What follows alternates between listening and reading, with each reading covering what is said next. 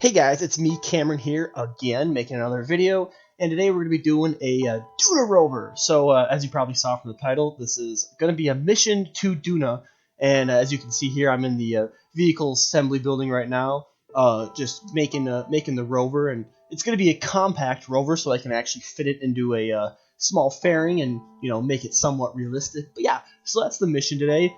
Before we get too far into it, I'm going to talk about how my audio. So some of you probably have noticed that my audio quality is not the best. It sounds like I'm recording myself with a calculator, and then I'm taking that calculator and then playing it into my cell phone, recording it with my cell phone, and then somehow translating it into Chinese, and then translating it back into English, and then using that file for my recordings. That's not what's happening, but I do not have optimal recordings, hardware or whatever you would call it. I don't have a good microphone, so I did order one a while ago actually, but there's been a certain illness going around. Some of you might have heard of it, but there's an illness going on, and microphones aren't the most mandatory things. They're not essential services. So we had to wait a little bit on that. It just keeps getting delayed and delayed, but hopefully it should be here in the next day or two. So hopefully that means that I can actually sound somewhat decent. Maybe, who knows, maybe I will sound worse because, maybe my voice just isn't meant to be recorded. But anyway, nonetheless, so now you can see I am almost done with the rover here.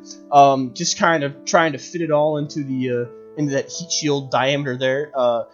Basically what's going to happen is it's going to kind of have the same profile as maybe the Curiosity rover or the Perseverance rover, which is actually gonna get launched this year.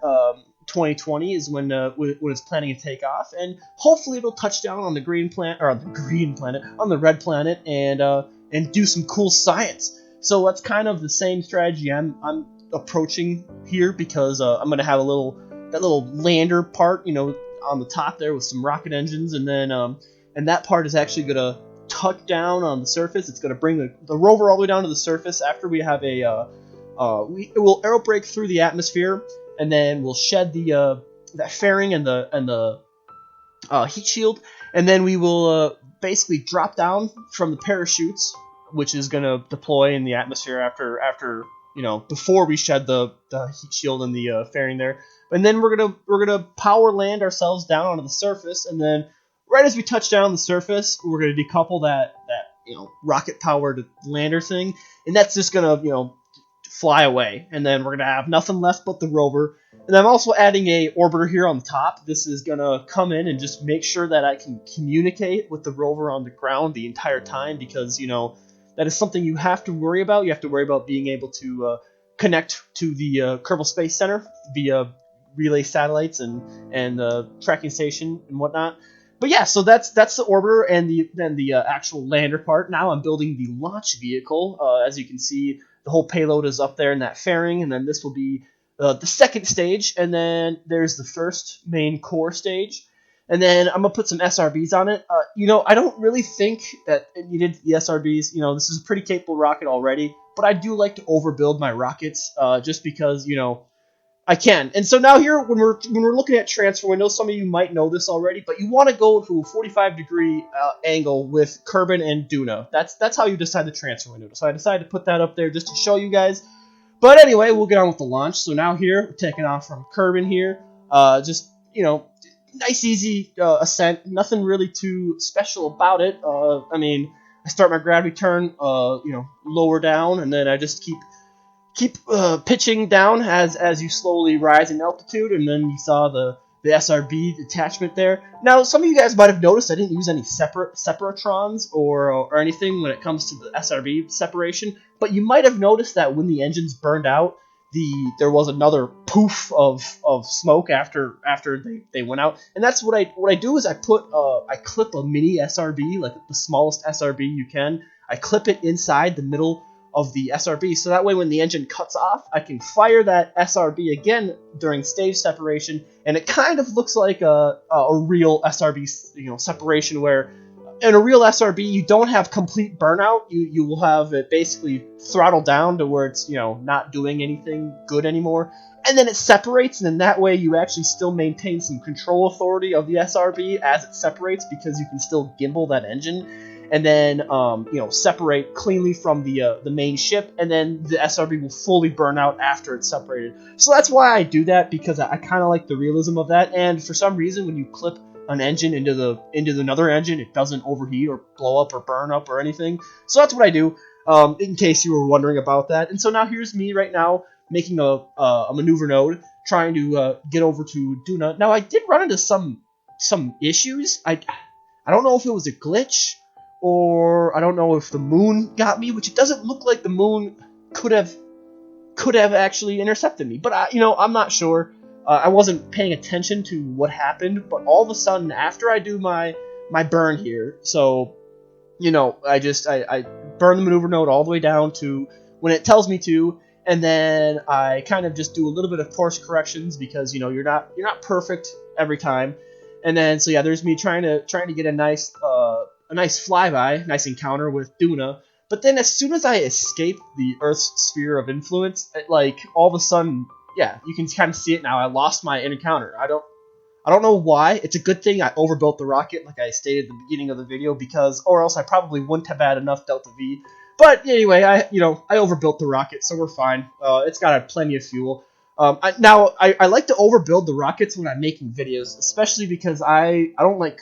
For some reason, I'm not good at quick saving, and I never quick save. And so whenever I'm doing a mission or something and I'm recording it, I just I overbuild it, and I just make sure it's gonna do it on the first try, because I don't like redoing things, and I always forget to quick save. So that's why I kind of did it this way. So as you can see, that's why it's not a perfect, efficient mission, because I just kind of did it all in one swoop. But, if you were to do this, and maybe if you were playing it, or if you're trying to be as efficient as possible, it probably wouldn't have worked out, because you probably would have ran out of Delta V. And as you can see, even when we got close and we had our encounter with Dune, I still have tons of Delta V left. So, as you can see, I'll probably actually make a maneuver node here, and then just burn off the rest of that Delta V, or off that fuel, just so, I'm not wasting it, and just, letting it do nothing, because, what's the good in that? So here we go, up to the maneuver node, and then we're just going to fire that engine on that second stage, just so, everything's easier. We're not going to be coming in as fast, so the heat shield won't have to take as much of a beating. And then that orbiter that's on top of the rover there won't also have to burn as much fuel to get into an orbit. So, it works. I mean, it does what it's supposed to do. And then now you can see I'm going to separate the orbiter, and then that's just going to extend its solar panels. And then I'm going to fly closer to Duna, because that's gonna have to aerobrake through the atmosphere. So, and then I'll separate the actual landing part, and then we're ready to descend to Duna. So we can time warp a little bit. I switched to the orbiter just so we can get that into an orbit before we land. Just like I said, because we want to maintain communications with the vehicle the entire time. We don't want to lose control while we're descending, and then have to be creative when we're trying to land, because I've had to do that before. It's not fun. You only have either full throttle or no throttle, and especially on lower gravity bodies, it's just hard, because when you have a high thrust to weight ratio, because it's just a tap of the full throttle will send you flying. So that's never fun. So here we are now, coming in for that approach. We're warding off all of our speed now through the atmosphere. And then we're slowing down, and we're going to deploy those parachutes once we get a little bit closer to the ground now, or we lose some speed.